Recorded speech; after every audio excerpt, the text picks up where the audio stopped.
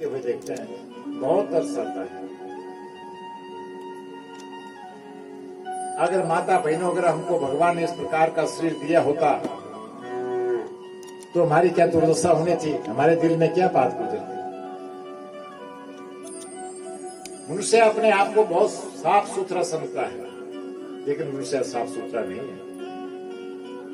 सबसे गंदा संसार में कौन वस्तु है? मनुष्य का शरीर। मनुष्य के शरीर से जो बदबू आती है और गौ मां के शरीर से बदबू नहीं आती। हम आप लोग तो प्रतिदिन सुबह उठकर के दांतों का ब्रश करते हैं, उनकी सफाई करते हैं,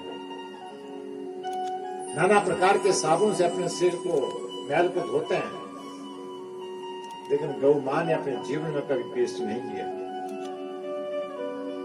लेकिन इसके मुंह से कभी भी बदबू नहीं आती। तो मनुष्य सबसे ज्यादा गंदा हुआ या कोई दूसरी गौ मां हुई? गौ मां का लेपन करने से हम अच्छा काम करते हैं, वहां पर जो है वो अधिक पुण्य की प्राप्ति होती है। एक गौ के मल में हो सकती है, गौ के गुंत्र में हो सकती है, लेकिन आज उस गौ माता का इतना बड़ा अपमान इस संसार में हो रहा है। इस गौ मां का अपमान माता और बहनों और कन्या का अपमान, संत महात्माओं का अपमान भगवान अधिक समय तक सहन नहीं करते हैं। संसार में कहते हैं कि जब गौओं का अपमान प्रारंभ हो जाता है, संत महात्माओं का अपमान प्रारंभ हो जाता है, वेदों का अपमान प्रारंभ हो जाता है, तो वो सृष्टि, वो देश, वो प्राण थोड़े समय के पश्चात जो है नष्टग्रस्त हो जाता है। तो इन चीजों से हमको अपना जीवन सावधानी से बरतना होगा।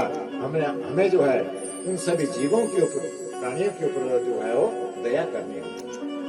जो व्यक्ति दयावान होता है ना जी, उसी के ऊपर तो भगवान की अधिक प्रसन्नता होती है, उसके ऊपर भगवान जल्दी प्रसन्न हो जाते हैं। जो दयावान होता है, कहाँ रही दया? दूध से वंचित हो गई गौ मां को सड़क के किनारे में उसको छोड़ देते हैं, बांध देते हैं, और भूखी प्यासी बेचारी वहीं रहती है। कहाँ जाए हो? पराधीन है। गौ मां का अनादर अपने जीवन में नहीं करना। माता और बहन अपने गौशाला में बांध करके उसके लिए अगर आप पूरा चारा दिन में नहीं दे सकते हैं, 10 जैसे मान लो 20 किलो घास खाती है, तो कम से कम 10 किलो तो डालो। 20 किलो नहीं आप डाल सकते हैं, 10 किलो तो डाल सकते हैं, 5 किलो तो डाल सकते हैं, लेकिन उसको कम से कम संसारिक बाहर की वेदना तो नहीं इसके शरीर में आओ। जब हम इस प्रकार का नीति का काम करते हैं माता बहनों, फिर हमारे यज्ञ क्या कर पाओगे? इस यज्ञ से हमें क्या प्राप्त होगा? जिसकी हम सेवा करना चाहिए उसकी हम करते नहीं। सेवा किसकी करते हैं? आज के समय में, इस कलयुग में बहुत सारे लोगों को देखा अपने घर में मुर्गे पाले हैं, उनकी सेवा करते हैं। बहुत सारे घरों को देखा जहां पर उन्होंने कुत्तों को पाल रखा है। कुत्ता जो है हर रोज मांस उसको देना पड़ता है खाने के लिए, उसका आहार है। किस लिए? इसी को तो माता बहनों कलयुग कहते हैं। जो काम करना चाहिए उससे विपरीत करना कलयुग का प्रथम काम है। जो नहीं करना चाहिए, मैं ऐसा नहीं कहता हूं कि कुत्ते को मार दो, कि कुत्ते के आगे आप आरती घुमाओ, जीव उसके अंदर भी है, लेकिन उस गौ मां की सेवा तो करो। हम गौ मां की सेवा करते नहीं है माता बहनों, हमारे जीवन को सुख भी नहीं मिलने वाला है। इससे गौ मां की सेवा जो है हर समय मनुष्य को करनी चाहिए। इस प्रकार से ये जो राजा था, जब उसने अपनी बात कही और वहां पर जो दूसरा व्यक्ति उसके साथ आया, उसने बोला कि महाराज अपना परिचय दो। उसने बोला कि महाराज मैं बढ़िया हूँ, व्यापारी हूँ, वैश्य था, मैंने अपने जीवन में धन संग्रहण तो किया, लेकिन मेरा शरीर थक गया, अब मैं धन उपार्जन नहीं कर सकता हूँ।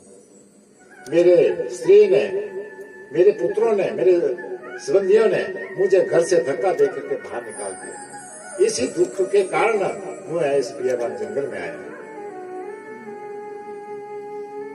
संत महात्मा के पास दोनों चला गया, दोनों के लिए आपत्ति थी। सुरथ नाम का राजा था, उसके तो दूसरे राज्य से जो सेना आई थी उन्होंने उनको उसकी सेना को वहां से भगा करके वहां पर उसके राज्य में कब्जा कर लिया था और वो जो था उसको घर से निकाल दिया। और जब उस ऋषि के पास पहुंचे उन्होंने बोला कि देखिए महाराज, जो कुछ भी मनुष्य को प्राप्त होता है ना, ये पूर्व जन्मों के अनुसार मनुष्य को प्राप्त होता है। और ये जो आपको कष्ट हो रहा है, आप लोगों ने भगवती की आराधना नहीं की है अपने जीवन में। वो संत महात्मा जी उन्हें बता रहे हैं आपको जगजननी महामाई की आराधना करनी चाहिए।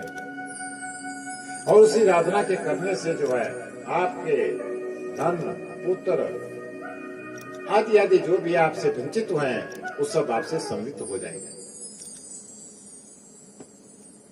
अब जो सुरथ नाम का जो राजा था वो विचार करने लगा कि अब मेरा राजपाट मुझे कैसे प्राप्त होगा।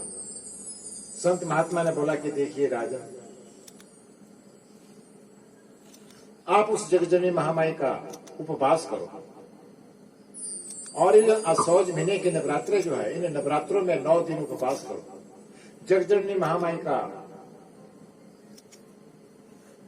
जो बीज मंत्र है, निवारण मंत्र है, उसका विधिवत से जाप करो। तेरा राज्य तुझे प्राप्त हो जाएगा। जो भी तेरी धन संपत्ति वहां नष्ट हुई है वो भी तुझे प्राप्त हो जाएगी। लेकिन सबसे पहले तुझे आद्या शक्ति जगजननी महामाई की तुझे आराधना करना पड़ेगी। भगवान की अपार कृपा से माता और बहनों, उसका राज्य जगदम्बा महामाई की कृपा से उन्होंने नवरात्रों में 9 दिन व्रत किया। 9 दिन व्रत करने के पश्चात फिर भगवती माँ प्रसन्न हुई। प्रसन्न होने के पश्चात भगवती ने उन्हें दर्शन दिए। दर्शन देने के पश्चात वो राजा जब तो अपने राज्य में चला गया और जा करके उसने फिर अपने राजपाट को संभाल करके वो आनंद से जो है अपना जीवन व्यतीत करने लगा। लेकिन उसके पश्चात उसने जगजननी महामाई की जो आराधना है उससे वो वंचित नहीं हुआ था। और जो वैश्य था उसने बोला कि हे गुरुजी, संत महात्मा को, कि अब तो मेरा ये जो मन है ना, ये परिवार से उखड़ गया। अब मैं घर नहीं जाऊंगा। ना मुझे स्त्री के मोह का इच्छा है, ना पुत्र की है, ना धन की है, ना तो अपने घर की है। मुझे कोई आप ऐसा मंत्र दीजिए जिससे कि मैं उस जगदम्बा जगजननी महामाई का